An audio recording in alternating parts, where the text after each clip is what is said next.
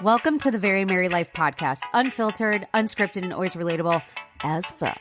I'm your host, Mary Hendricks, and you might know me from Instagram as That Relatable AF Mama, who hopefully feels like an old friend at this point. And if not, hang tight and join in as things get real, honest, and probably a bit too TMI as I, and the help of some amazing guests, dive into all things mom life, marriage, sex, and more.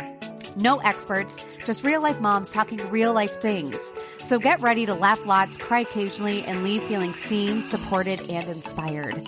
Making friends is hard enough as an adult, let alone as a mom, but all of that changes right here and now. So hang on, lean in, virtually clink whatever glass you have nearby with mine, and let's go. Hi, Nick. Hi. Okay, do you go by Nick, Nicki? Do you have a nickname? I go by Nicki. I'm actually Nicole, but it's lame. I feel like it doesn't like add the spice. It's like My Big Fat Greek Wedding. Have you seen that? It is, yes. We have Nick, Nicki. Yeah, Nicki. I love it. Well, yay. Well, thank you so much for being on, because I was, so many people had actually requested to have you be a part of this. And I mean, you and I connected not too long ago, but we definitely vibe because we just don't give a flying fuck about anything, which I think is a huge rarity, in my opinion, to see on Instagram. It is. It's not so much anymore. I'm glad to see that side. I'm sure you have too, but I feel like people are starting to loosen up a little bit and kind of fly that freak flag of theirs and not care. The freak flag. But I agree. Yeah. I feel like it's been like, I don't know. I think I reached out to you maybe, and I was like, let's do a share because my audience will love you. And so that sense of like community, finding the right people, sharing motherhood. I was like, yes, Mary is my girl. So thank you for having me. This is going to be fun. Yeah. Well, I want to pick your brain because, I don't have a huge history on you. So how long have you been on Instagram? So I guess technically right after I had my second. So Jack so I have 3 kids. Paisley is 6. My second is 5. Jack, and then my Brooks will be 2 at the end of the month. Okay. But my first 2 are Irish twins. So I got pregnant with Jay when Paisley was 4 months old.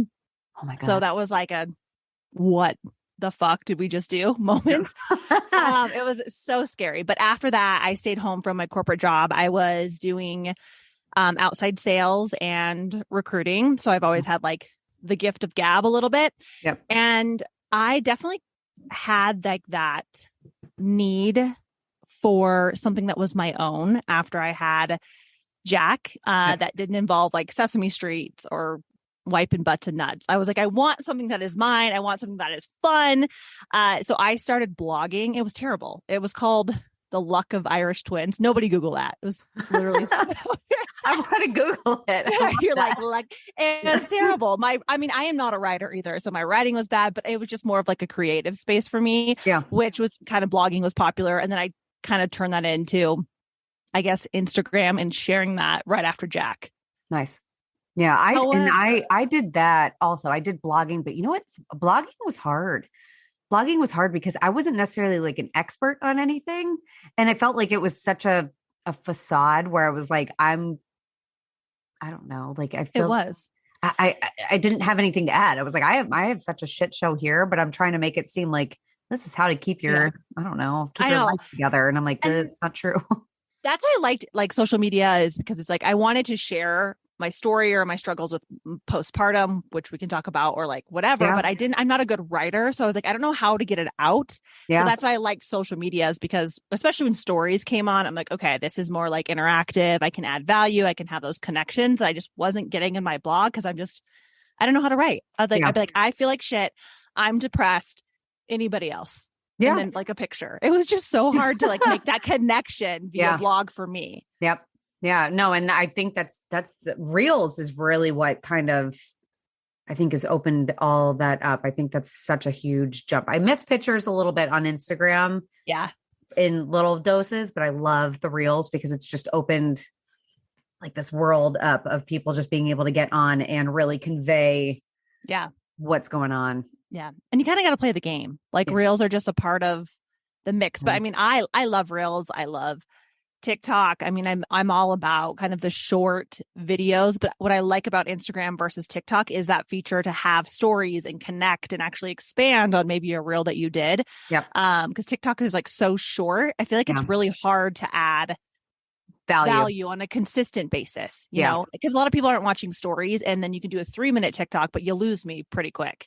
Well, and that's the problem. TikTok is still such a learning curve for me where I just take what I grew. I don't even know when I grew. I just load my stuff up from Instagram, but I don't have like a connection necessarily over there where I'm like, I don't really know what I'm doing. And a lot of people confuse stuff because for me with like reels, I use it to tell a bigger story. And my caption on my reels on Instagram is like a bigger thing usually where it's like it's a funny reel to help drive in a bigger message. On TikTok, I lose that. So people are like just seeing snippets, one thing and then they miss it. And I'm like, you don't understand what I'm trying to do. So I'm like, I don't really know. That is literally the conversation I had with my team this morning, because my TikTok has grown, but because of like my funny stuff and like my marriage humor, some of my healthy-ish stuff. But the problem is like, I can't just do voiceovers forever. Like I want to add value. I don't want to grow a giant audience where I'm just like mimicking other songs or doing trendy dances. Like I want it to have, you know, some value and purpose. And I feel like you said, it's kind of hard to portray that on TikTok on like a consistent basis. Yeah. Agreed. So did your Instagram grow pretty steadily, or did you notice recently a big jump of you? Cause congrats on 100K. Well, over that now. Yeah. Thanks, girlfriend. Reels definitely put a steroid shot into that. Before Reels, I was doing a lot of pictures. I really struggled with finding my niche initially. I was like trying to do the perfect like house. I was trying to do like the really beautiful, like neutral outfits with my kids. And my kids are like, I just want to wear my Batman suit and shoes that don't fit me. And I was so like, no, I want to feel perfect. I want to feel great. I want people to like have this. I don't know what it was. And I a lot of that, which I'm sure we'll get into, came from just like trying to be somebody else or feeling uncomfortable in my own skin. So trying to portray something on social media that I wasn't. And my husband was like, if you're going to do this, you need to be yourself, because you are two different people than when you're at home, and what you're showing on social media, you are giving, you know, you're not actually who you are. And I feel like I really struggled with that initially. So I did try to do a little more real when stories came about. And then when reels happened, I definitely had a lot of growth, again, from like some of my funny stuff and, you know, some of my motherhood stuff, but then I could connect the dots and make that connection via stories. Last December, so we're coming up almost on a year. I did this thing for Faster Way, which was like a free week to join it with me. And I called it Titmas. I'm like, it's going to be the tits. It's going to be so fun, whatever. So we had these people to come in, and Instagram shut my account down. What? So I lost my account for 3 days in December, which, as you know, it's like showing up to work and you don't even know if you have a job. The business is gone. The building's gone. No explanation. No, nothing. I was like, I didn't eat, sleep, basically breathe for 72 hours. How'd you get it back? They just sent me like literally 72 hours later, I got a message saying, we made a mistake. Here's your account back. But after that, my growth was real slow. And I don't know if that was shadow banned or what it had to do with it. I'm not sure. But I feel like recently I kind of like caught my second wind. I do like thank TikTok a little bit for that, because I feel like TikTok almost like brought my creativity back out. I was like walking on eggshells for a while, and then finally I was like, fuck it. I want to be who I want to be. And then if I have to switch platforms, I will. TikTok, same thing with TikTok. TikTok has taught me not to give a fuck because, and to stop giving. I think for me, I was putting such an effort into like making sure that these like reels were so, and I still care, but I almost was making sure that they were so perfect and like perfectly filmed and whatever, that it almost, the energy wasn't worth the output. And now I'm realizing it's not that difficult. Honestly, the difficulty is finding the perfect wording on the TikTok. That's the hardest part of like the filming part. No one gives a shit as long as you're wording correct. Then it's it's fine. not that deep. Like people on TikTok are really truly just like scrolling. They don't read the caption. No. Like you said, my stuff on Instagram is so much more thought out because people do read the caption and people do comment. Like TikTok is more like, that was funny. The virability is there so much more. You know, you can go viral real quick on TikTok, but I don't know. I just had on our podcast, Sips and Gigs, we had somebody who's really big on TikTok come on yesterday and we interviewed her. Nice. And she kind of gave us some tips and tricks, but she was saying the same thing. She's like, it's keyword. Yeah. You know, like the Gen, what is it? Z? Is it the one X, Gen Y? I think it's Gen Z. Yeah. They use TikTok as a search engine. So they don't even go into Google. They'll go onto TikTok and be like fall outfit or healthy recipe or hit workout. But is it a keyword in the text itself in the video? Yeah. That stuff's searchable? So text in the video as well as text in the caption, any hashtags you do. TikTok is leaps and bounds ahead of Instagram when it comes to actually the algorithm and how they're targeting the right people. And that's how the virability, because if you find someone who you say like motherhood, you say tantrums, you say 2-year-old, whatever the case may be, they'll target the people that have watched a full one or liked something like that before, or even on your, like you said, on your video. Yeah. If you just say like hot mess mom or whatever the case may be, they'll pull that as well. So those will come up as like a search engine. Yeah. Okay. It's really interesting. And Instagram that's also probably why it's important to use the text from TikTok that they provide. I think I've heard that with Instagram also, it's important to they can go over with your own text from Instagram so they can actually read it. Oh, okay. Yeah, I've heard that too. I don't do it a ton. I don't like, this is more like aesthetic for me. I don't like Instagram's text. I like the way TikTok looks, like the text on the video. So I do always transfer it over. Yeah. But yeah, I mean, I'm kind of dabbling in both now, but definitely like my community is on Instagram. Yeah. Love it. Sure. Well, and so you do Faster Way, which I'm so curious about because I've not really heard much about Faster Way. Is it an MLM? It is not. It is not an MLM. I found it after my second. Okay. So I'm an athlete by nature. I was a college athlete. I have worked out my entire life, right? I've always been in some type of like team atmosphere, thought I knew about nutrition. Yeah. That shit goes to the wayside when you have kids. Your body is completely different. I was like a habitual dieter, like start fresh Monday, don't eat carbs. I mean, I was dieting when I was like 13, right? It was terrible. And at some point, well, we're from the same generation. That's just what we know. Yeah. We watched our moms do Slim Fast. Or Weight Watchers was like a big one. Oh my God. I did Weight Watchers in high school and I was like this big. I did Weight Watchers in, I thought I was nuts because I kept like remembering this and I was like, maybe I was wrong. No. And then it was confirmed for me. I did it when I was 12.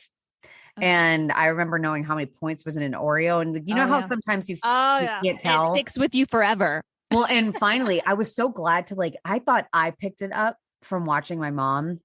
And then finally my sister confirmed it for me that my mom I was not a heavy child. I love my mom, by the way. I love my mom, but my mom is a victim of her own generation. Yeah. And my mom said that she noticed during puberty that I was starting to put on a little weight. And so she told me about Weight Watchers. And I'm like, oh, for sure. My mom and I literally did the Special K diet together when I was in high school. I remember so that. For lunch and dinner, we'd have a bowl of Special K. Yeah. Yeah. And I'm with you. Like my mom is literally my best friend and I don't put any of this on her whatsoever. It's just like, you don't know. And that was the thing in the 90s is skinny. It didn't matter how you did it. You wanted to be thin.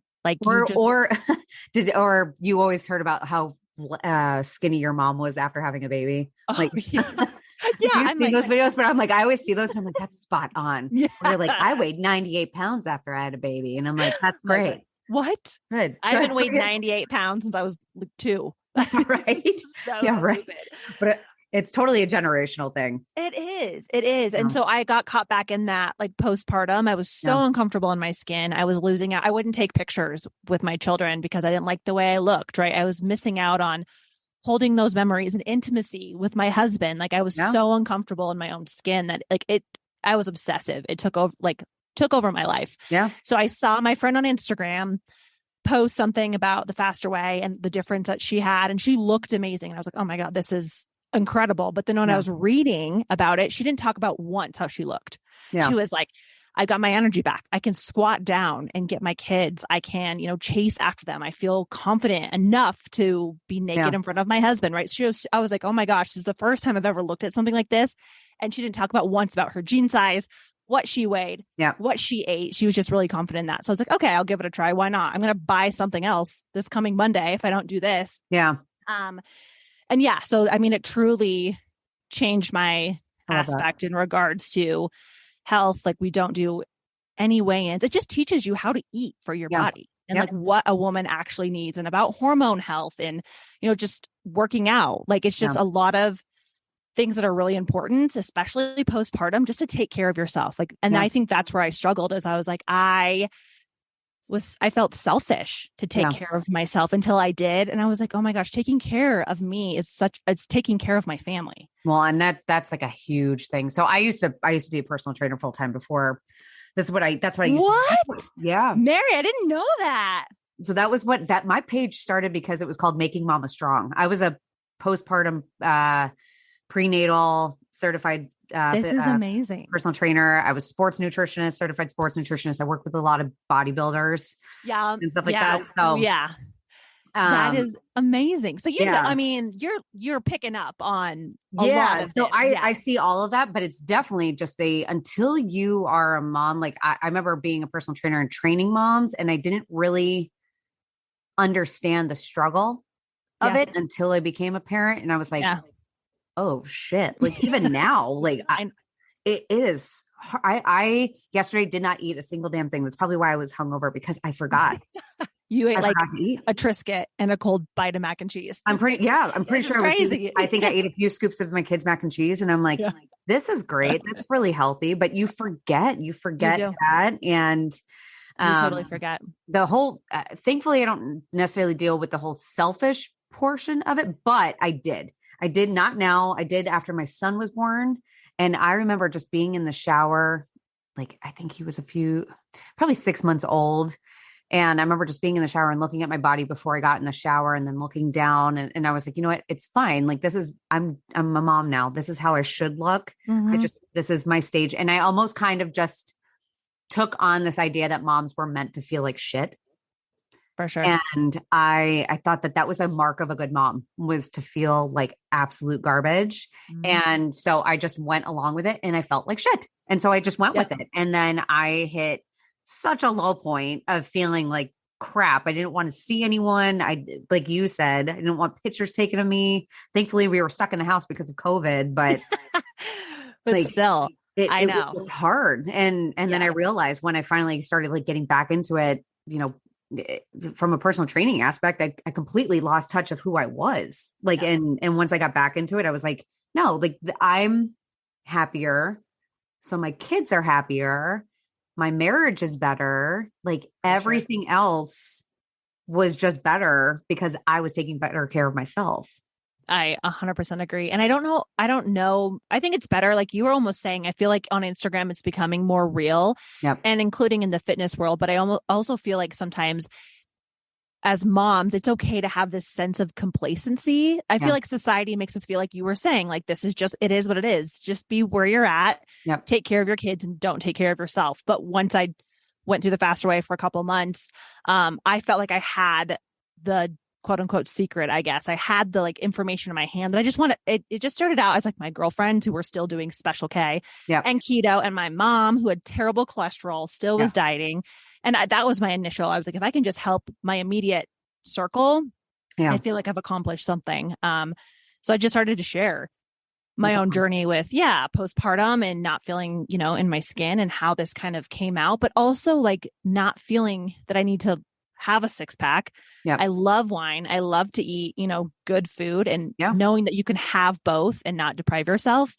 And so, I mean, I continue to share that, and it's great. I mean, it's really connected me with women all over the world. I have coached tens of thousands of women, and it's been amazing. Yeah. Well, and that's what we need more of. I think, again, we're from a very similar generation. I think a lot of us moms are all part of this generation. And I always talk about, especially postpartum, with the whole bounce back culture. And I call it well, it's a bunch of bullshit, but I call it bouncing forward, because I think the thing that we constantly are telling ourselves is that we're going to get back to something. We're never 100%. getting back to anything. Anything. I 100% agree. It's gone. Like it's all gone, and not in a negative way. It's just, it's new. Like we completely blank slate. You're a brand new person from here on out. And it's scary, but it's also really freaking awesome. Like it's really kind of exciting. It's just, it's one of those things, but I always say, like, get away from bounce back, bounce forward. We're going to keep going. But I always remember the bounce back culture started for me with Heidi Klum. Oh God. I saw something from her, a quote recently. I think it was her. I mean, this was like back in the day too, but she had something, I think it was her who said, like, nothing tastes as good as skinny feels. I'm like, bitch, everything tastes better than depressing. Right? Everything tastes good. I remember it because it was a Victoria's Secret it was, I don't know if you ever watched this fashion shows that they did or whatever, but I remember it was a big thing in college for us. And we'd all get together and we'd go down in our sorority house, and we'd all get popcorn and shit and watch this Victoria's Secret supermodel show. And I remember Heidi Klum, she came out 6 weeks after her birth of whatever baby. And everyone applauded her. Yeah. Everyone applauded her for this. And I remember just looking, being like, oh, so that's what you're supposed to look like postpartum. And I'm like, okay. Yeah. And then I had a baby.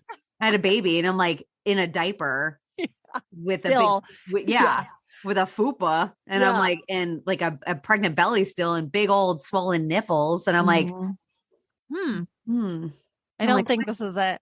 Yeah. And I'm so glad you mentioned that, because this is where I struggle being in the fitness industry. There's a fine line between like promoting weight loss and then just wanting to get healthy and like posting before and afters. I hate before and afters. I'm like, this is not my after. This is just my right now. I'm just showing you, like, in this picture, I was miserable. I was unhappy. My cholesterol was terrible. Like I had high blood pressure. I mean, I was in my 20s. I was not taking care of myself. And this is showing you that I'm strong and I still enjoy my life. But I feel like it's a very teetering line between like, this is how you get your body back postpartum. I don't want my pre-baby body. That's not who I am anymore. No, you want your happiness back. I think that's the biggest thing. You want your happiness back. That's the only thing that, if you're going to go bounce back, it's bouncing back to whatever your confidence and your happiness. That's the only thing that I would encourage to try and get back.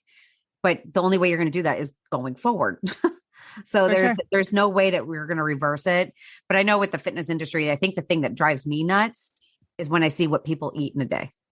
That's what drives me nuts as a fitness, as being a fitness professional or performer. I don't do it anymore. Right. But it wasn't so much like examples of meals are fine, but when people were like, this is what I ate an entire day. And then you see people in the comments and they're like, I'm going to give this a try. And I'm like, your body is completely different. Yeah. Like what I'm eating might be different for you, even if we look the same, but I'm breastfeeding. So I need to eat something different than what you're eating. And it just, all of that. And I'm like, there's no quick fix. It reminds me of like the old days of like the old days of Cosmo. Like when you'd read Cosmo magazine, I remember reading those and feeling, I'm going to make each and every meal and then I'm going to look like the girl on the cover. For sure. And guess what? I didn't, because my body was different. Right. And that's really hard.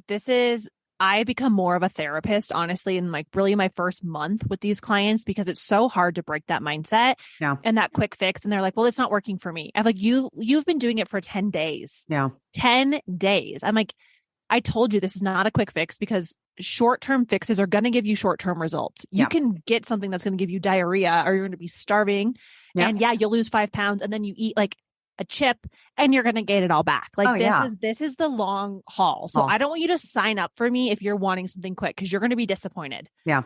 Yeah. Like you have to give it. I'm assuming you probably encourage people to eat food, which is chew your food. I know food. Yeah. I know people used to freak out with me because I'd put them on the amount of food that they'd be eating. They were like, I can't. I know I even sometimes struggle with it still, where I'm like, I know, but it's still just a mind fuck for me, where I'm like, for sure. You need to eat your food. Yeah. Because if not, you're not going to burn the fire. Like you need to keep fueling yourself in order to like stoke the fire a little bit of your metabolism, but I still struggle with it. But I know that was a big thing with my clients of being like, you want me to eat how much? Oh, 100%. Like, when people ask me what I eat, I'm like, I'm over 2,000 calories. I'm 5'4". Yeah. I wouldn't say I'm petite. Like I'm fairly muscly and curvy, but I eat over 2,000 calories. And people are like, that's not true. Or I set cause we do track macros to give us a database more of what you're currently eating. I'm like, this is purely to know where you're at. And then I'm not going to do this. I'm fine. And then they realize they're eating 800 calories. They're eating 5 grams of protein a day. I'm like, these are the things that you need to know to just feel better. And if your goal is to change the composition of your body, that's okay. I feel like that's hard too. Cause some people, I feel like it's okay to want to change how you look if that's what your goals are, but just be happy while you're doing it and be healthy and don't feel like you're doing it for the vanity of things. Well, and it's like you said, the complacency. I think that's another thing. I want to know, like, what are your thoughts on the whole body love movement? Oh, fuck. I struggle a lot with the body. I don't even say confidence because I feel like I'm confident in my body. Yeah. I do struggle a little bit with that because to me, it is like, hey, you can be obese and you can actually be sick and you can have diabetes or be close, pre-diabetic, but it's okay as long as you love yourself. I think you should feel good in your skin. I think you should love yourself, but I think we should all be working to be better. And I feel like I heard something, I was listening to the Skinny Confidential podcast the other day. Yeah. And he was like, the complacency is killing our culture. It's killing people. I mean, truly, and it's killing our country. And I personally fully agree with that. Yeah. I think if you're working towards a better version of yourself, whatever that looks like, maybe it's mental, maybe it's emotional, but I don't love it if we're being honest. Yeah. Well, we're being very honest. This is a very raw thing because it's nothing. It's nothing about body shaming. That's my biggest thing. And I saw a video recently and it was some girl and I was so glad she made it. And she said the body love movement, whatever. Yeah. I don't know. Yeah. She said it made me the most unhealthiest version of myself ever, because for me, she was saying, she's like, I went out and I was drinking, how much, or I was eating whatever the hell I wanted because I kept telling myself, it's okay. It's okay. Like, it's okay. And it is okay. It is okay. Like, it's such a weird way to it's like what you said, being complacent where people are like, I love myself, so it doesn't matter how much I'm eating it. I love myself so much. So fuck it. I'll eat the extra slice of cake and then I'll eat the cupcake that's next to that and do that because I love myself. It's okay. And at some point it's like, yes, you can love yourself, but you got to take care of yourself. Yeah. If you got to take care of yourself at the same exact time. It's such a hard way to word it, but I think that's what's happening is people are confusing the body love for not giving a shit and not taking care of yourself. Yes. 100%. And I agree with that.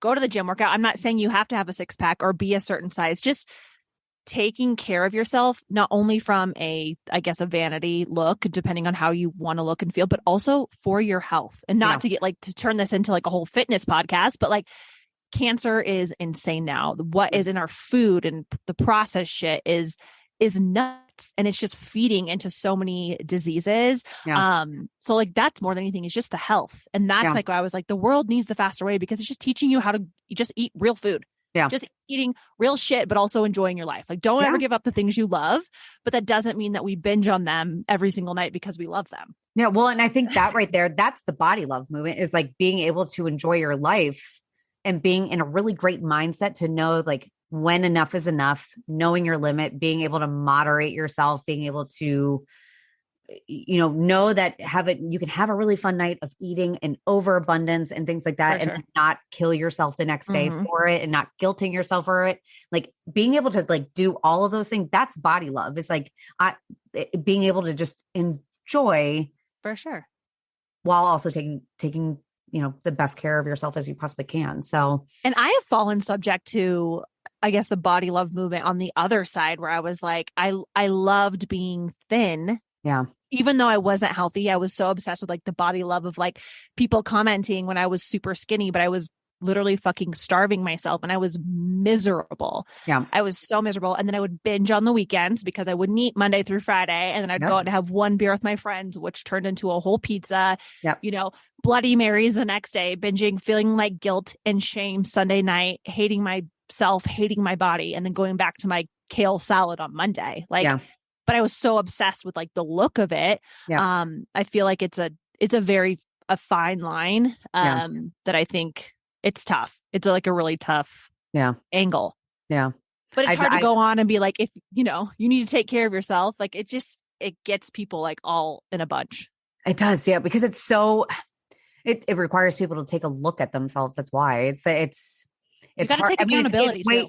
Yeah. Oh, completely. I mean, that's a whole nother.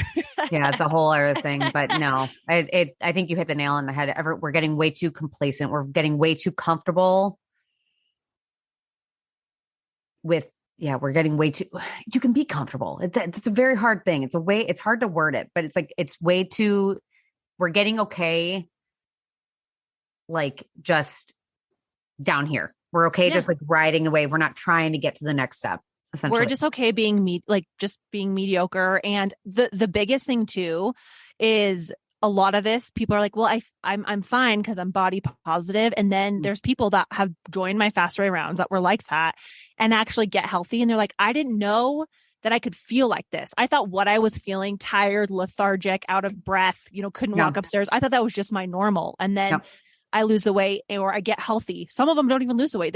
Their composition changes, right? They build more muscle and they lean out and they get strong and they start to move. And they're like, I didn't know I could feel like this. Like this is incredible. And it has so much to do with more how you feel than, how you look and, taking care of yourself. And I'm with you. Like, I just try to get better 1% every single day in something. Yeah. Yeah. And that's all people need to do. I love it. Yeah. I love it. So I think for you, the biggest thing that I know when people had recommended I bring you onto my podcast is because you're raw and unfiltered. Like, I love it. Was that something, well, I know you said, so was that easy for you to start at the beginning? Have you gotten hate? Was that lashback? Oh, yeah. Oh, for sure. Trolls, for sure. Especially on TikTok. You know all about the TikTok trolls. Oh, yeah. But yes, on Instagram, it took me some time. I kind of like put my, feet out there with maybe showing up with like a messy house or maybe I would cuss, and people would be like, oh, I don't really like that. And that honestly, it's kind of funny because Amanda Tress, the creator of The Faster Way, she's incredible. She's a mentor of mine. I love her to death, but it's definitely more of like a faith-based program. Like it doesn't have God involved at all, but like it's a very strong Christian company. And so when I kind of came in and shook things up with my F-bombs and shaking my ass and being like, drink the wine, everyone's like, what are you doing? But I'm like, I'm not targeting who you guys are targeting. Like I am targeting me where I was, postpartum and even where I am now, where I'm like, I just want to feel good and be strong, but still get fucked up. Like I feel, and so they were like, I don't know who this girl is. And now it's great. Our relationship has always been good, but now like we're actually good friends. Because she was like, you're right. Like I didn't realize, there's this whole nother beast out here, but I still am sharing like more vulnerable pieces of my story, like of motherhood. And like, it's hard to be like, I had postpartum anxiety super bad after my first, and I didn't recognize it till much later or even now. I've talked a little bit about it on my podcast and I talked to my husband about it. I have never in my entire life had like anxiety or like a heavy heart like I have this last year. It's been my most quote unquote successful year, I guess if that's what you want to say from a business perspective. But I'm really struggling with the mom guilt of like, we have a full-time nanny. Because I work full-time. And I'm on my phone full-time. All the time. And so Ty, my husband, was like, it's one or the other. You're not going to try to raise our kids and just them see the back of your phone all day long.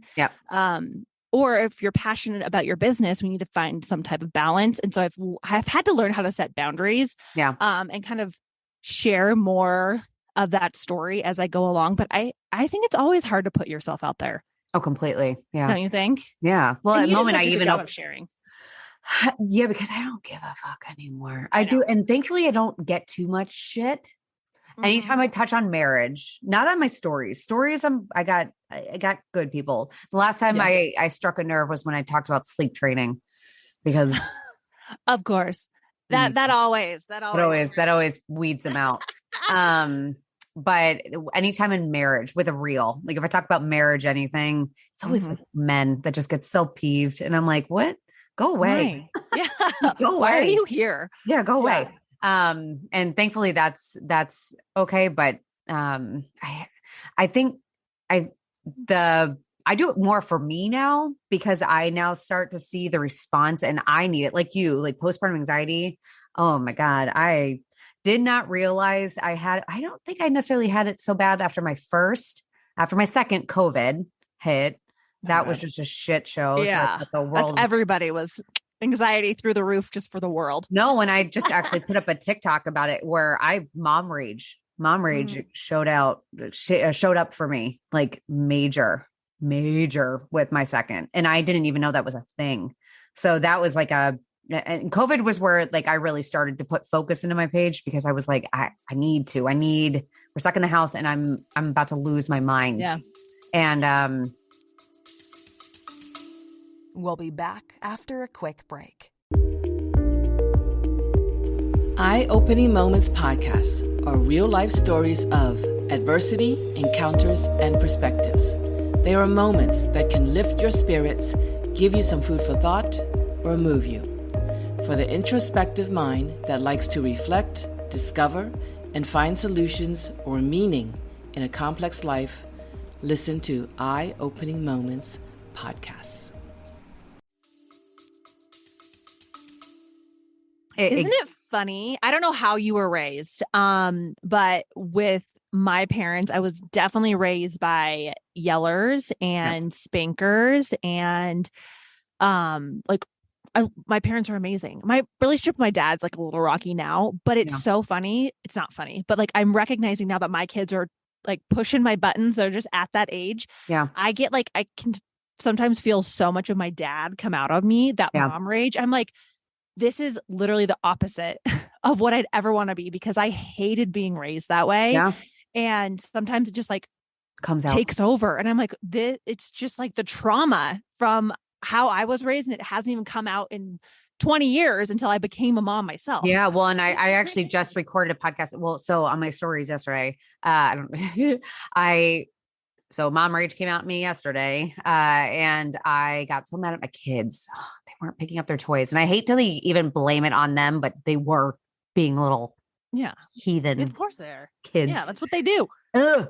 And they weren't listening. They're beating the shit out of each other. And I kicked one of my kids' toys and I kicked it directly at a window and I shattered the entire window. What? And I just stood there. Shit. And I just stood there and I was like, fuck. And especially because it was like, when mob rage happens, you just see black, like you just see red. Or is it red? You see red. And the moment the window broke, I didn't cry. I didn't do anything. I just sat there and I was like, fuck. Yeah. Like, fuck, this just happened. And then Spencer started crying. And then I felt bad because I'm like, I just scared the shit out of him. I don't blame him. Yeah. And I just kind of scared the shit out of me. And now I feel bad because I just scared the shit out of my kids. And now this is probably ingrained in their head. I know. And I'm like, and I know my mom had moments like that, and I don't even know. I know it was a moment of being like everything just surfaced. And I know my parents used to do that a lot where my parents bubbled everything in. And I was like, oh God. Yeah. But I was also kind of proud that I didn't take it out on my kids because I've actually just shared a podcast this morning. I published it about overstimulation. And the guest I had on, we were talking that I've spanked my kids. I've spanked them. Oh, for sure. Most people have. I don't know why people like to pretend like they're all high and mighty, but most people have. And it is, I don't like it. So personally, I've done it. I don't like it. I don't know anyone that likes it, but I did it. And I have tried so fucking hard to not do it again. So in that moment where I kicked the toy and after it happened, I was actually kind of glad that I did that as opposed to the opposite. And I was like glad that I held myself to that That is a huge mom win. It's just like, even though. So, yeah, I had to reframe it in that. I was like, at least I didn't take it out on them, because I kind of been promising myself that I wouldn't, because I don't want to. So I'm trying to like stop one thing. So now 100%. that's my next thing to tackle, is how to. I know. And that's amazing. And Ty, my husband, is way more patient than I am. And I was way more patient with my older two. Yeah. 3, is for us, for me personally, 2 to 3 has been the hardest. And I think it's because Ty and I both now have careers, and we're trying to take 2, kids from sports and activities and school. And then we have a baby, and it's like, it's hard. It's really hard. But my patience is so thin that I really am trying to I'm like, let's just have a victory where if the kids are fighting, we're not like screaming and be like, go to your room, break it up. It's like, you know what? Let's just separate. Let's find something else to do. Like, it's more me. I'm learning how to, I guess, be the example. Yeah. Well, and I record it because I wasn't even able to talk about it. I shared the picture of the window yesterday on my stories, and I just said, I couldn't even talk about it because I didn't want to. I didn't want to talk about it right away, where I didn't emotional want to about it. Yeah. Well, I wasn't even emotional, but I didn't want to make it lighthearted, because it was a really serious moment of what just happened. And I didn't want to get on and be like, mommy had a rage moment. Like, I didn't want to make it like that, because it is a much deeper conversation that's needed with that shit. And I needed time. So instead, this morning, Kev took our son out, and my oldest was at school and my youngest was napping. And I said, I'm going to record a podcast, and I'm going to put it on Tuesday, and I'm going to talk about it on Tuesday, and I'll let everyone know what the fuck happened. I just needed to like absorb it. Yeah. And I said, while I was recording, I was like, you know what? We've never been moms. We've never been parents before. And you would be shocked as to what's going to come out in you, things that you would never have expected. And for some reason, we beat ourselves up so much for moments that we've never expected. We're learning every single day. We don't have time to practice these things before they happen. And every single day, like, we'll practice it from here on out. So like what I just experienced, I'm going to keep practicing while new shit keeps on getting piled. It's for me to learn. True. I know. And then you lay in bed and you're like, I was such a bad mom today. Like, and you just look at pictures of them. I'm like, oh my gosh, I fucked up. And I wake up in the morning. I'm like, I am so sorry I acted that way. And they're like, what? Let's go play. Like, they don't right over. But I'm like, I don't know again about how you were raised, but my parents never apologized. Like, if there was anything that happened, they were never like, I shouldn't have spanked you, or I'm sorry I just screamed in your face, or whatever. I'm sorry I couldn't make it to your game. They never apologize. And so I'm like, for me, that was a big deal. And I feel like I have like almost communication problems because of that. So I'm like, I'm really working on communicating with my kids and apologizing and sitting down. And even if it's not a moment for them that they'll ever remember, it is for me. And I want them to know that this is a safe space. I want you to feel like you're safe and that we can have conversations about this. So apologizing is like one thing I try to do. Same. I did that. I sat and I was like, I was like, and then today Kev asked Cassidy, and he was like, what happened to the window? And Cassidy was like, mommy threw a toy. And I was like, that's right. And that's why we never throw toys. But I apologized to her yesterday. But they don't even see it anymore. They don't even they don't remember the anger that was behind it or anything. Thank God.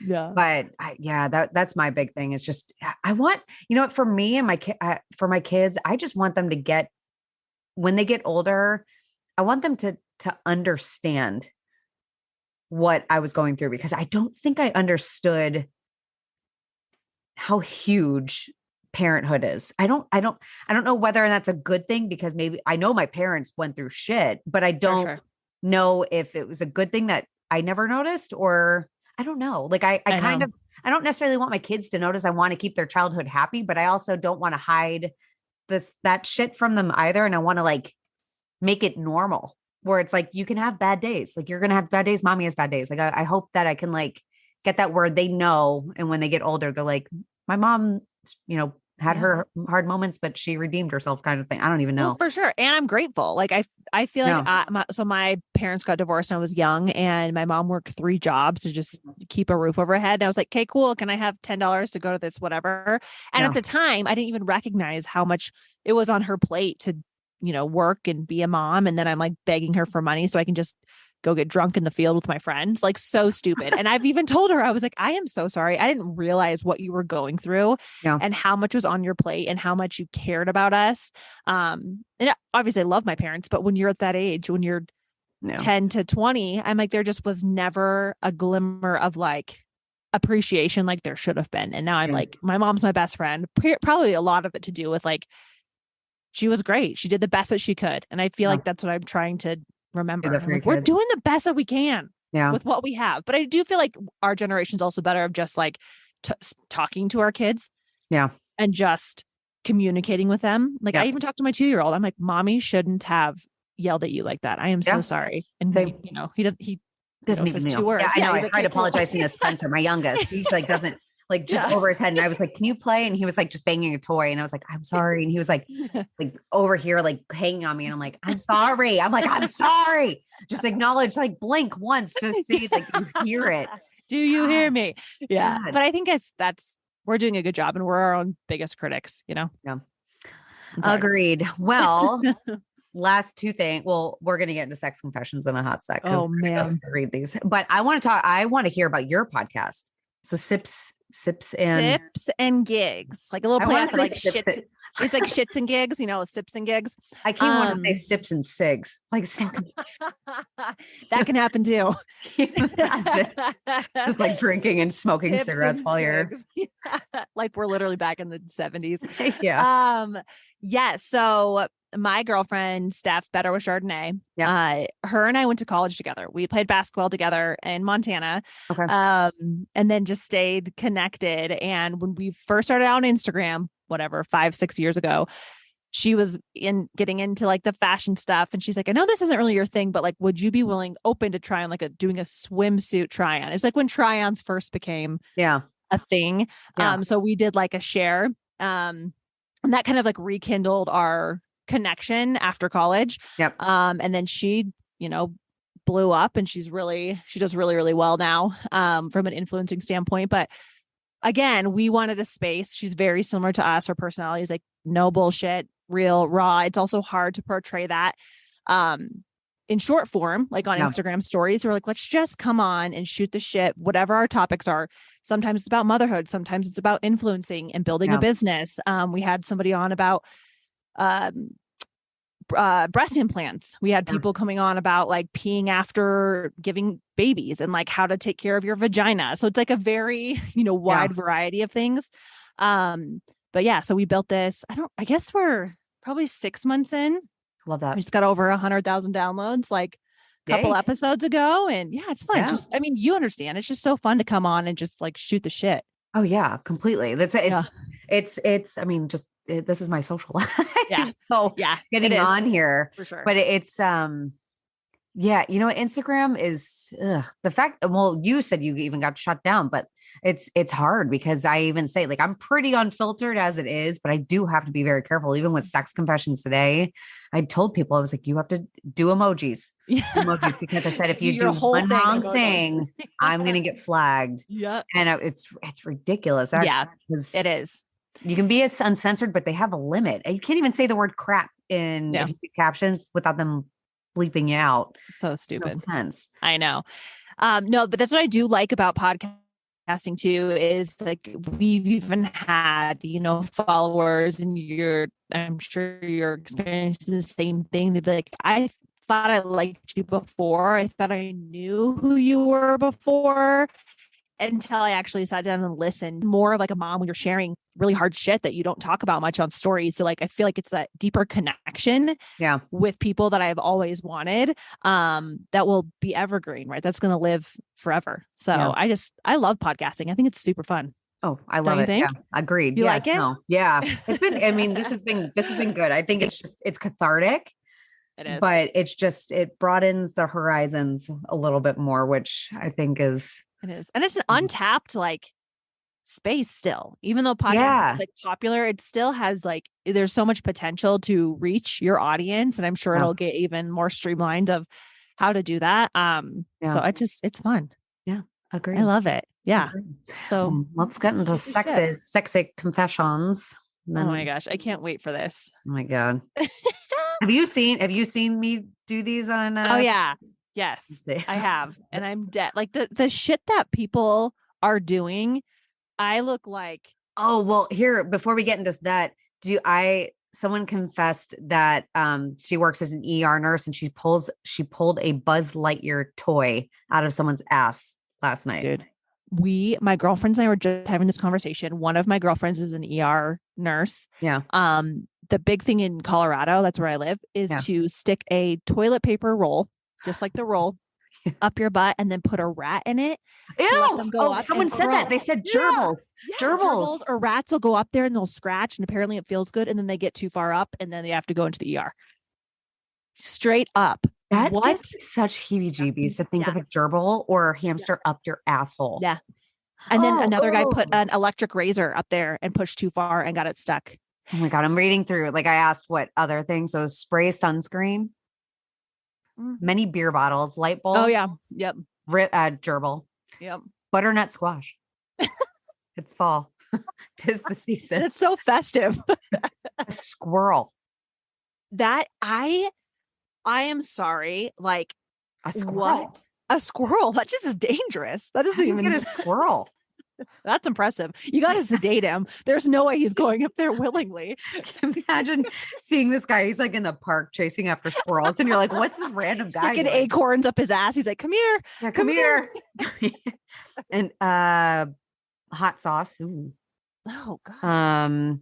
Okay, let's see. What just happened? Like, if you like that stuff, why can't you just stick like a clean dildo in there? Why are we like getting creative? Like I'm sure they should come up with a dildo that has like a faux hamster at the end. For sure. Or like an exit strategy. Like something that's like, oh shit, is there like a pull tab? Because what are you doing? They should tie like a little string around like the hamster. What I'm saying. Just like pull. On his back foot, just in case. Ew. Ugh. Gross. That's terrible. Cucumber, light bulb. Light bulb. A light bulb is also aggressive. Well, what if it breaks? I don't understand. An ice scraper. Ugh. Oh, a chair leg. Let's see. I mean, that is freaky. That Socket is wrench. That is insane to me. But people like this is happening a lot. So it could be like your holier than thou neighbor that's doing this stuff. It's so true. That's probably the ones that are. Yeah. Like a wad. Okay. So someone said a wad of money out of a hooker's pussy. Yeah. That I get. I mean, that makes sense. Yeah. Ping pong ball. Ooh. Yeah. I mean, I know strippers do that. They do like a little trick with ping pong. Oh yeah. They can like shoot it out of their vagina. Yeah. Real good. I'm going to try it tonight. Yeah. Right. See if you can catch a beer pong. Beer pong. Ugh. So gross. Let's see. Another butternut squash. Someone said that. What? Another person. Jesus. I'm shocked. I mean, that's big. Tums bottle. Well, I mean, either wrong way, but crochet needle. Nope. Out of a man's penis. Okay. That's another I didn't know if we were going to talk about that. Yep. There was that same ER nurse said they have like long, like rubber tubing, almost like a jump rope, but like as thin as a jump rope as you can like imagine. Mm-hmm. This 14-year-old stuck it in his penis and then just kept feeding it. Ew. And then he had really bad stomach pain and he was scared to tell his parents. So he didn't tell him for like 2 days. And then they had to take him to the ER and he had to have like a full blown, it was like inside of coiled up in his intestines. They end up pulling out like 4 feet of tubing. What the fuck? Yes. Does that even feel good though? No, I don't know. I said it to my husband this morning because I was like, why would someone said something that they shove something up their pee hole? And my husband's like, up his pee hole? Yeah. I was like, does that feel good? And he was like, absolutely not. Like that sounds like atrocious. Ooh, a crochet needle. A crochet needle. Oh my gosh. That's dangerous. Yes. Yeah, right? That's dangerous.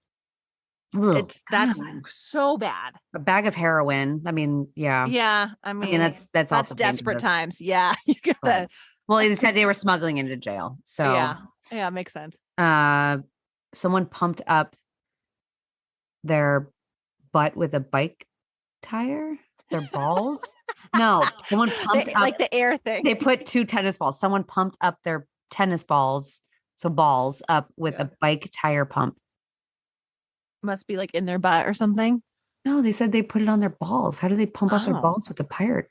I don't know. I have so many Probably the questions. same thing, like the basketball pump, like the thing that goes like this. It's like, like Yeah, the but you would pump. have to inject your balls with it, wouldn't you? I don't.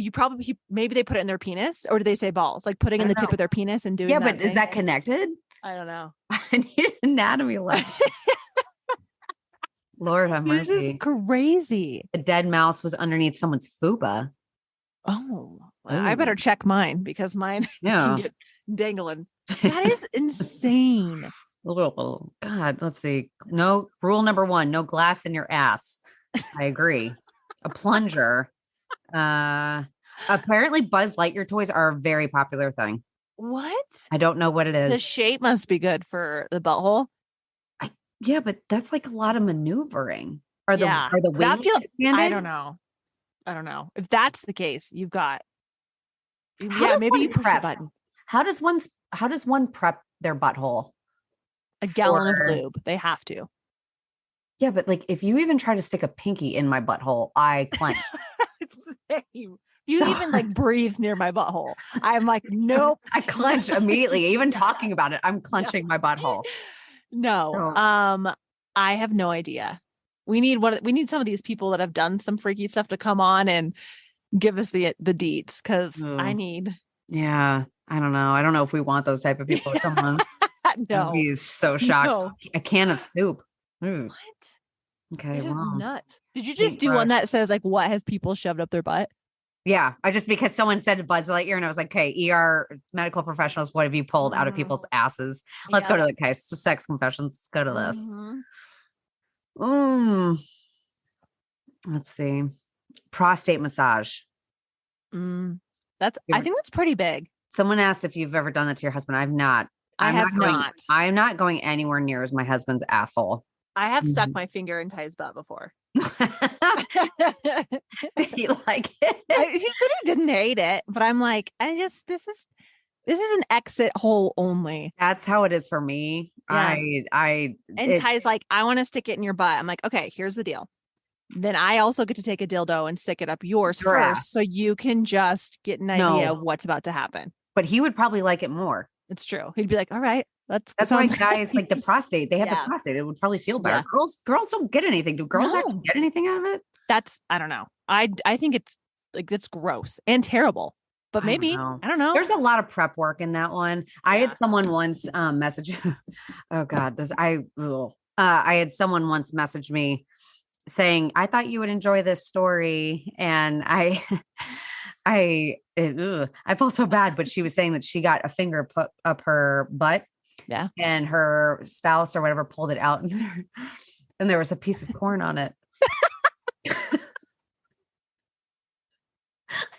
I'm dead. And I was like, But that really actually brings up an important question. How come when you chew corn, it comes out whole? Let's really bring up that real question here. That's the biggest conspiracy theory. Yeah. No, I am dead. But why is that true? right?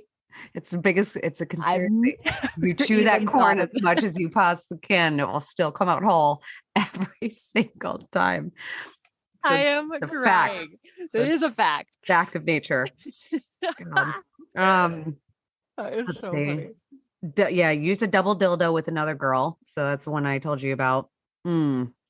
So I've double never- dildo. Was that literally mean like dildo, and then they like are having sex with each? Okay, got it. Yeah. All right, I got the visual. Yeah. Yeah, that doesn't sound enjoyable at all.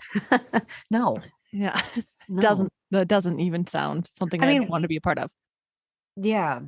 I mean, yeah. If I want a dildo, I want it by myself. I don't need.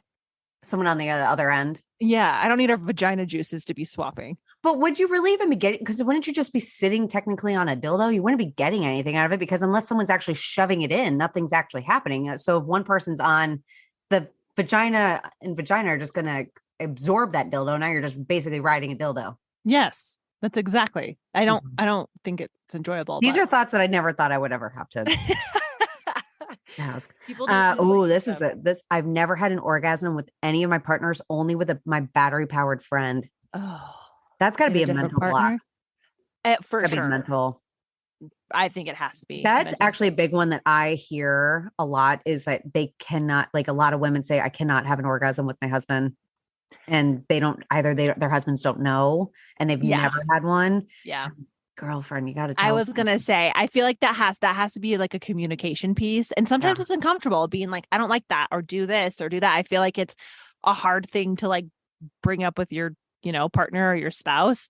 But yeah, I agree. I wonder if a lot of it is religion, that sex religion trauma or whatever they call it. It's like, yeah, probably.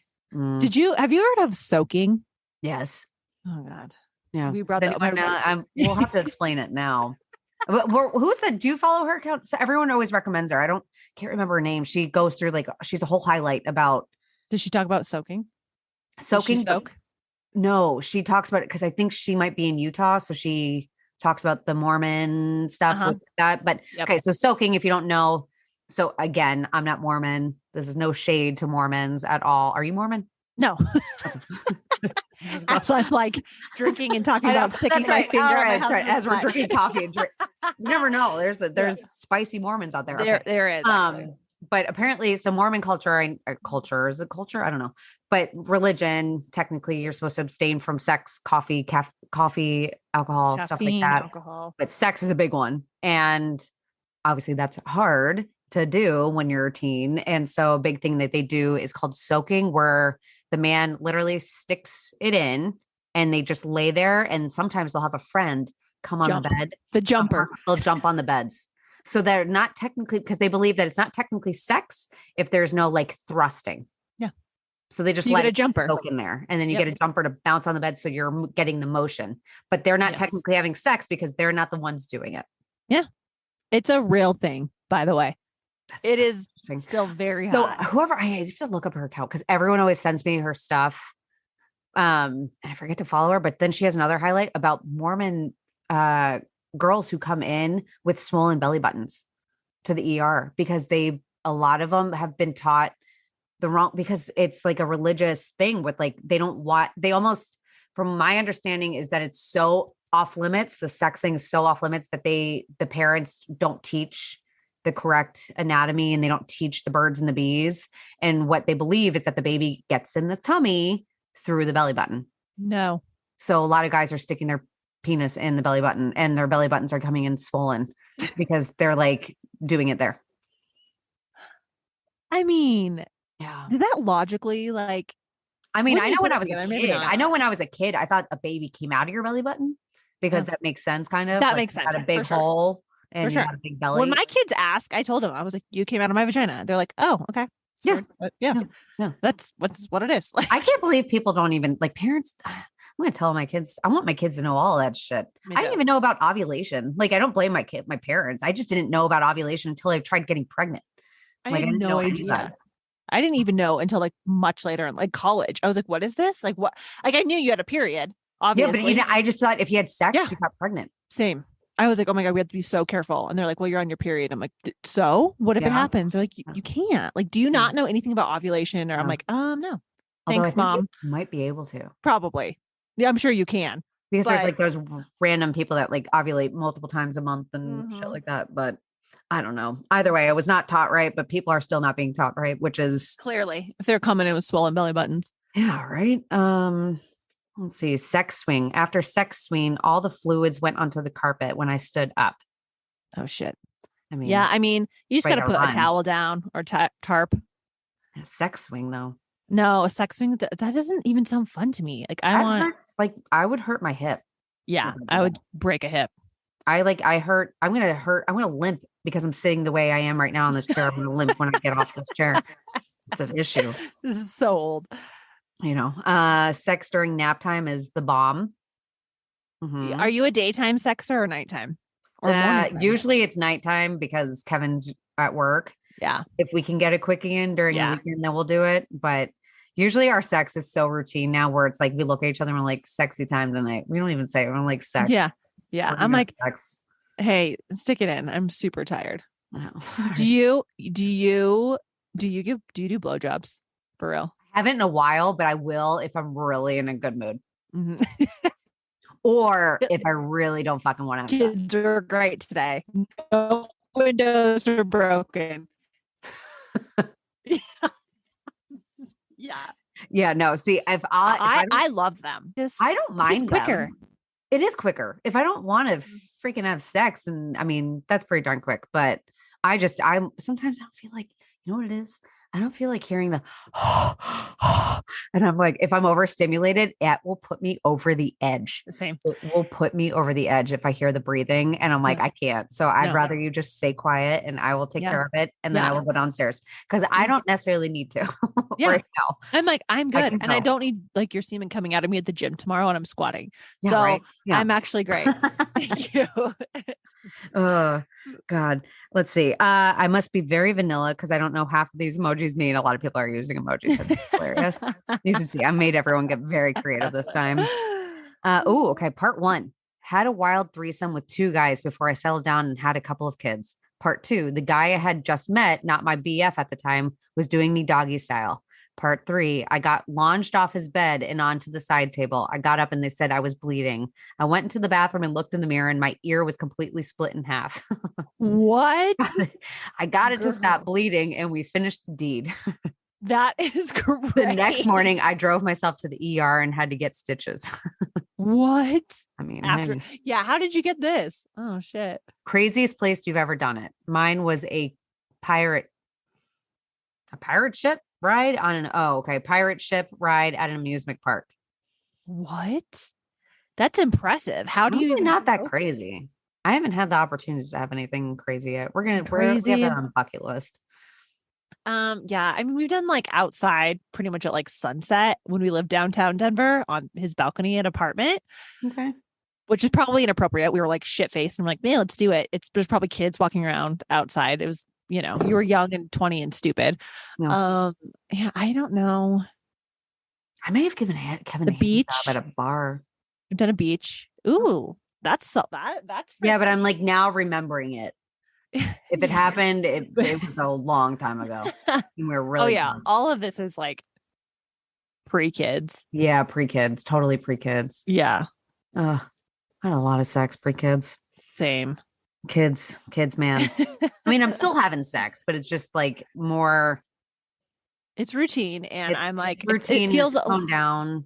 Yeah, it's just for sure. Yeah, for sure. Especially, but I did hear like some of my girlfriends that have older kids are like, it'll come back. Like the spice will come back. Like you guys are just in the thick of it, and this is a really hard time for everybody. Like you're tired, and it's hard to be a wife and a mom and run a business, and you just gotta.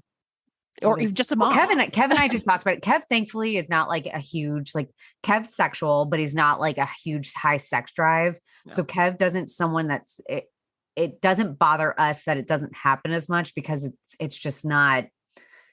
I think it would be different if we had a really high sex drive, but it's not something that's like we're okay with like prioritizing lower for sure. Now. But we were talking about that recently. I actually just had we're due a coffee chat. Every time we're gonna do it every other Tuesday on podcast. We were talking about it, but we were talking about like intimacy after babies and like because a lot of the big comment when I said like marriage, whenever I talk marriage on reels, I always get blasted. And it was one about like when I'm touched out and don't want like him by me. And someone said if you don't do it, he's gonna find someone else that will. Oh yeah. Oh, people and I'm like, love that. That is so fucked up. And I'm like, get out of here. But Kevin was talking about it. He's like, that is such like a simple statement to say about a man. Like that's like and he said, if that's the case, then you have much bigger issues in your marriage than anything. He said, sex is just like an added sprinkle bonus. Like for sure. If your marriage is just based off of sex, then yes. Yeah. The marriage isn't going to last anyways, but yeah. Oh yeah. The trolls on TikTok love that when they're like, oh, it's fine because his secretary's doing it. I'm like, okay, good one. Shut up. Because we're so stupid. No. The thought of putting my mouth on my husband's dick makes me nauseous. Make him shower. Love when my love when my hubby sucks on my tits and rubs my clit. I need extra attention to finish. I don't love my boobs touched. No, Kevin won't touch him because I'm breastfeeding. Kevin's like all freaked out. Oh yeah. Yeah. I don't like my boobs touched. Not to mention one is like ginormous and the other one is like shriveled up. I'm done nursing on one end. I'm like done. But this one There's Still a pumping? huge look. This one's up. It's ridiculous. And I'm like, okay. What? Yeah. It's real. I got to see my reel recently. I've recently put up what it actually looks like. Wait, It's that's terrible. amazing. Is that Awful. still just pumping forward too? Mm-hmm. Oh yeah. It's real bad. What? Yeah. Oh my Mhm. God. Miriam, I shit, accidentally really sent over the it. I That is so accidentally I just accidentally sent a link to the sex toy to my daughter in college, not my best friend. her mom or her daughter's probably like, cool. Just Yeah. Amazon that to me. Oh my God, I would die if my husband really wants to put it in my butt. I told him for his 40th birthday that we can, but that has come and gone and he still has not. 15 years of pretending to have 15 years of pretending to have an orgasm with my husband, finally told him. Now I feel pressured. You know who, do you follow that one sex therapist? Let me find her. She has it's a course. It's actually called Finishing School. And it's like, it just teaches women, Vanessa Marin Therapy. Okay. On Instagram. We're actually going to have her on the Sips and Gig podcast, but she, I did like a story share with her years ago, probably 2 years ago. And she came on and a lot of my community bought it. Yeah. Because she like let me know how many people purchased it. And it was people that were embarrassed to tell their husband or just don't even know where to start with just finishing themselves and then figuring out how to go from there. So she has a course about it, but I think it's hard. It's hard to like say, yeah, there's nothing, like, there's no straight. Yeah. I mean, especially when you're a husband, but that's 15 years, a long time. It's a long time to not be orgasming. You know what? But I will say, like, Kevin was the first guy that I ever allowed myself to get there with. Yeah. Versus old boyfriends, because I was so self-conscious. And Kevin was like the first one that I actually could like ever let loose. Cause it does, it does. Like it is a very, I mean, it's a very intimate thing, like to let yourself for sure feel the moment in front of someone else. It is. I 100% agree. And I feel like it was way harder and still is postpartum. Oh God. Yeah. Way. Yeah. Like when in my 20s, he would just look at me and be like, okay. But I still have to, Kev has to tell me because I'm still like I'll wear my sweatshirt and wear my shirt. And he's like, get it off. And I'm like, oh, I'm like, why? I feel comfortable. No. He's like, I don't care. And I'm like, I know, but I do. I know. I get it. But I'm like, I'm going to have to work on that. But that is also the thing too, is they don't care. No, they don't care. They want to see the goods. Yeah. They love it all. Yeah. They're just, they don't care. I don't know. I noticed it. So I'm like, do you not like notice how giant my nipples are, man? Like, do you not see that? I don't think he cares, but I know he doesn't care. Yeah. Well, and for me, so I'm more self-conscious actually about my vagina because my daughter ripped my vagina like you would never believe ever. I did a podcast about this. So if you guys are listening to this, go to my birth story and you will hear about my disaster. I only had I had C-sections with both my second and third. With my first, she had something called shoulder dystocia. So her shoulders got stuck. So they had to do an episiotomy plus a second degree tear. Plus I ripped my labia all the way up to my clit. But the real snafu is that they never tried to repair the labia and clit tear. So I never found out about it until like 4 days after her delivery. I went to the doctor's office. They told me that no one had ever stitched it. So they tried stitching it in office. No, they had to recut it in office, restitch it in office. It didn't hold. And now it's even more fucked up. So I can qualify thankfully for a free, because insurance will cover it, labiaplasty. Is that what it's called? Yeah. I get a new designer vagina for free. What? Are you getting a Chanel vagina? I'm going to. Look at you. That is amazing. I haven't yet, but I'm going to. So at least there's like a silver lining. Yeah. You're going to be just whipping that thing out all the time. Like, hey, Kevin, I got your eggs ready. I might just beaver out. Might start an OnlyFans page. Who knows?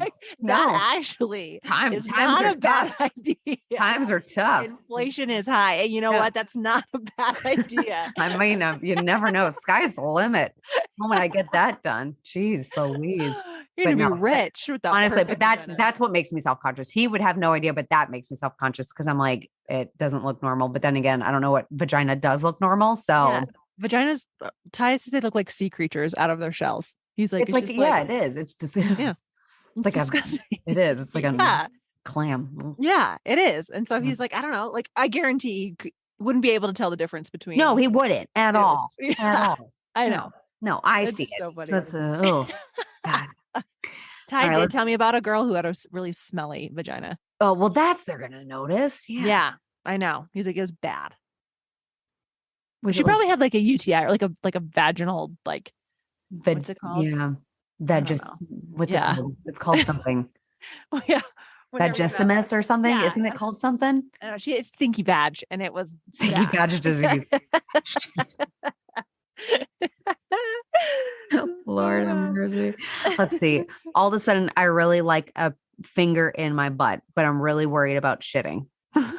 Yeah, I mean, that would be my concern. There's a lot of prep work. We've talked about this. There's a lot of prep work that goes into ass play. I'm not here for it. I'm not in the mood to take laxatives. It's not happening. I think that's really what you have to do, though. You have to commit. If you're gonna take it up the butt by a penis, for sure. A finger, I mean, just it's gross, but just wash your fingers afterwards. Do it in the shower. Use lots of lube. I don't know. I don't know. I don't want. If you like it though, like, yeah, go for it. Yeah, have fun. But yeah, I don't know. I'm not into it. I don't know. Not my thing. Let's see. My wife hated her job, so at the holiday party we had sex in the bathroom. Oh, okay. I like that. Yeah, like give them a real spicy. Fuck. Yeah, it's like a actual fuck you. It's a quite literally fuck you. And then I'm a woman who has wet dreams. Yeah, I've done that. I've had a wet dream. I don't know if I've had a wet dream. Yeah, I've had dreams where it's like really raunchy and I wake up and I'm like, that was really good. I don't know if I've like actually climaxed during a dream. I definitely have. That's nice. Yeah, I mean, pregnancy, you can do that. Yeah, pregnancy, my hormones were all over the place. Yeah. So I feel like definitely pregnant, especially with my first time. I'm like, what is like all this hormones and all over the place? Yeah, it happens. I mean, that was a big one that people were saying that they had sex while they were in labor in the hospital. What? In order to help speed things up. I feel like, and someone responded saying that they tried it and it hurt so bad because like your cervix is like. Yeah. I mean, I didn't want to be touched or looked at in labor, but mine were like real fast, all of them. Nice. But no. Beforehand, like when I was like, I'm over it. Let's just have sex and let's get this baby rolling. Yeah. But that was like at our house. And did you go into labor naturally with all your kids? First two, yes. Third, I did have like the membrane strip twice. Okay. Yep. And then went in. So like, yes, natural labor, but I did like speed it up because I'm like, get this baby out of me the third time. Yeah. Did you? Went to labor naturally. So C-section with my other two, but with my first, labor 2 days before my due date, which was like intense. That was nuts. I remember like having, you know what no one warns you about is usually when you go into labor, you have extreme diarrhea beforehand. I had no idea that was a huge symptom. Mine was major. Yeah. And I thought I was just sick. Yeah. And I was like, what's going on? And I was like, upset. So if you're pregnant, like that's a huge thing. If you start having shits. Yeah. Your body's clearing out, getting ready. Prepare yourself and hold on, like, and wait. I mean, it's not a give like like, for sure, but pack your bag if you start having the shits because it's probably happened and something's going on. But that happened with me. And then it was not too bad. I was in labor for like 14 hours. So it was terrible. Mine wasn't bad. With Brooks, our last, I had 2 failed epidurals. So he ended up being an unplanned natural, which was really fucking fun. Yeah. Mine didn't work with Cassidy. It only worked on one end and then on one side. And then it just pooped out at the end. I was able to go to the bathroom like 10 minutes after it was delivered. So like that, it was gone. Yeah. It was gone. Wasn't there. Yeah. That shit's intense. Yeah, it is. Are you done having kids? Yeah. That was like a little bit of hesitation, but I would, Ty would do one more for sure. I'm going to be honest. I can barely give the time that I have to my 3. And I feel like it'd be selfish to like have another, but I feel like someday I'm going to regret not having a 4th, if I'm being honest. Yeah. But are you guys? We don't know. I'm keeping it open-ended. Right now, if you were to ask me based off of yesterday and breaking a window, No. Yes. But like, yes, we're done, but I don't know. Same thing. Even last night I had, why is that? After a really crap day, I had a dream last night that we had a fourth and we didn't find out that, like, we found out the gender or sex with each of our kids. And I had a dream, literally the most vivid dream, that we did not.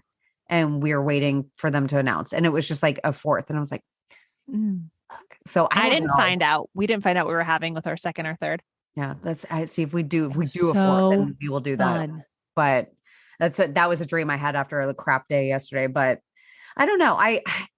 It's hard to say, even when if we have a fourth, it will definitely be my last, because with C-sections, they usually recommend, for my doctor, at least, they recommend no more than 3. Yeah. I would probably have them tie my tubes. Yeah. Since I would be in there, but there's just something so final about it that I don't know if I'm better just keeping it open-ended. And if life goes on and we don't have any more kids, I would be okay. Yeah. But if we had a fourth, I would be happy also, but it would just, I don't know. I would have to mentally prepare myself to know that it was done. Yeah.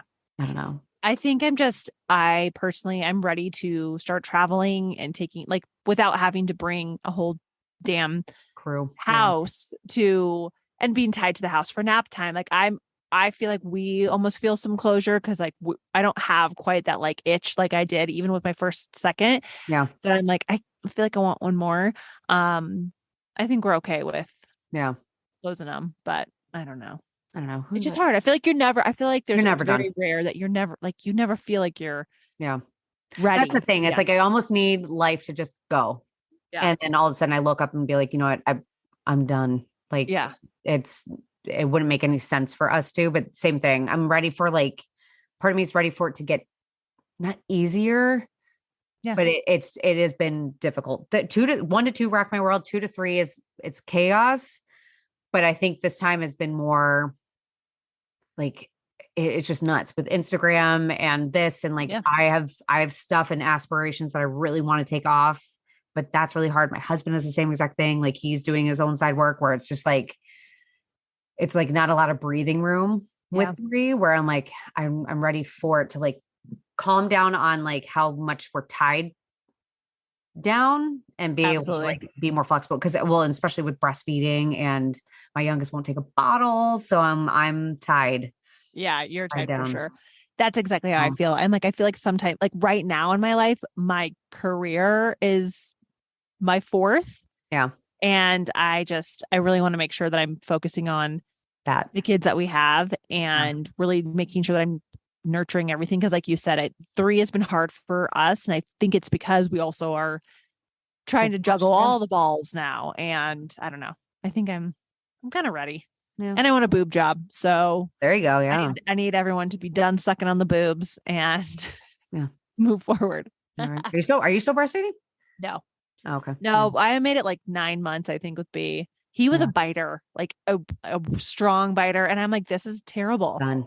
Yeah. I'm waiting. I'm trying. I got to get her. Yeah. I got to get Haley off the boob, because I'm not like one that's like tied to breastfeeding. Like there's some women that are really tied. I do it because it's free and it's for sure. It's convenient, and you're like, cool. Like whatever. And I didn't have an issue with it. So I do it, but her not taking the bottle, and I'm like, dude, cause she has 4 teeth. And I'm like, it's a matter of moments until you bite me. Yep. And if you bite me, I'm done. And then then you're screwed. So you got to take a bottle. Cause I cannot, we're not. How old is she now? 7.5 months. So that if she makes it to 8 months, she'll be the longest I've ever breastfed. Yeah.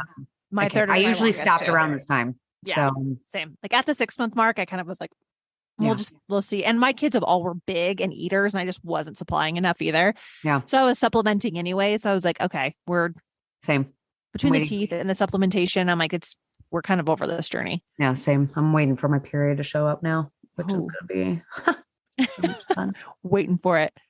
I know it's coming. It's usually around this time, especially because she's slowing down on the nursing front. So it's in the show. Yeah. It's on a show. So that's such bullshit. Yeah. Well, we'll wrap this up. Thank you. This was so much fun. Amazing. That was so much fun. I can't wait to have this air and share with the people. Yeah, same. So tell everyone where, and I'll put your stuff and your contact information into the description for the podcast, but tell everyone where they can find you and where they can You can find me on Instagram at Nicki.Entenmann. TikTok is just Nicki Entenmann. And then our podcast is Sips and Gigs podcast on Instagram. And then you can also find us on Apple Podcasts and Spotify. Love it. Love it. And like I said, I'll link everything. Yes. Please but do. Yay. Thanks, Mary. So this much. was amazing. Of course. Another episode down and way more to go. But thank you so much for listening. If you enjoyed this episode and you would like to help support this podcast, I would love for you to subscribe. I'd love for you to share it with others and post about it on your own social media or leave a rating and review. I cannot tell you how helpful and how appreciated those things are for me. Of course, to catch all the latest from me, you can follow me over on Instagram at The Very Merry Life, over on TikTok, The Very Merry Life. And even if you wanted to check out my monthly newsletter, you can do so by subscribing over at theverymerrylife.com. I'll see you next week. Stay tuned for more honest, raw, real chit chat. I have some amazing moms lined up coming on, and shit's going to get fun. So buckle up, Buttercup. It's going to be good.